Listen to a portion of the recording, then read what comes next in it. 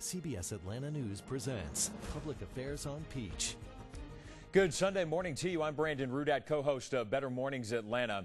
This morning on Public Affairs on Peach, we are talking about a very serious topic that has been making headlines in the news lately.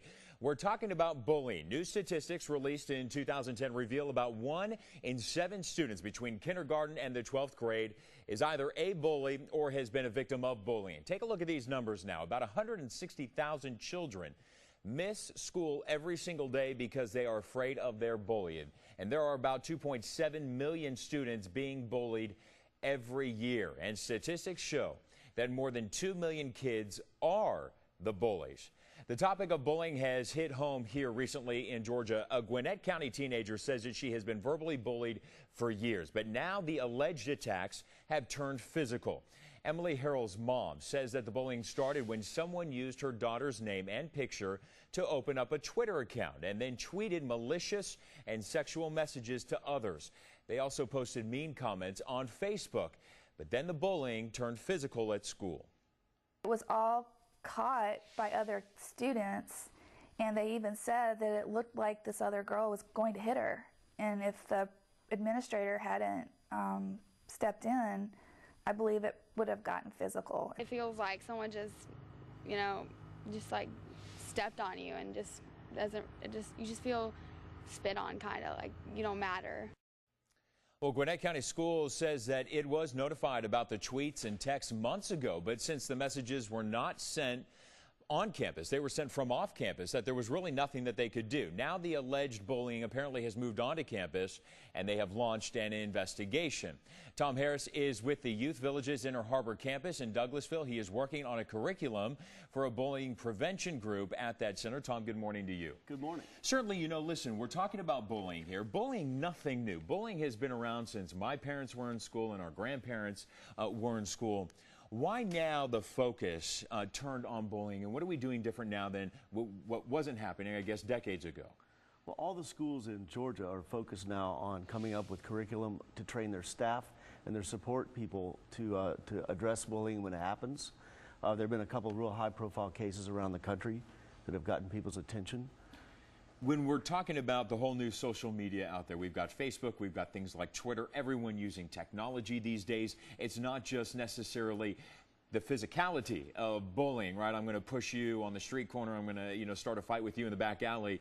Kids are logging onto Facebook, they're logging onto their Twitter accounts, and they're bullying that way. Are the two the same in your eyes? Cyberbullying tends to happen more with girls than with boys. Boys are more physical. At Youth Villages, our kids don't have social media, so we don't really have to address that. Okay, what are you seeing? Do you see kids at your center, are they the victims of bullies? Tell me about your kind of experience and what you're seeing on a day-to-day basis. Well, at Youth Villages, we try to minimize any kind of physical coercion or any kind of bullying. When it happens, we have a number of ways we deal with that. Our kids have groups frequently during the week where they address what's going on with them. They also have individual therapy with therapists. So if we had a kid who had a background with bullying, that would be just a topic that they would be working with one-on-one with their therapist. Do you also work with kids who are bullies? Every school or who has been a bully at some point. Every school has kids that have been bullied and that are bullies, and often people have had both experiences. All right, take me through the psyche, the studying that you've done, the research that you've done, the kids that you're working with. How does a kid become a bully? Is it something growing up in a certain home? Is it taught by the parents, violent behavior? Is it a child who hasn't been disciplined at a young age, who kind of grows up without any rules or restrictions and does whatever they want to do?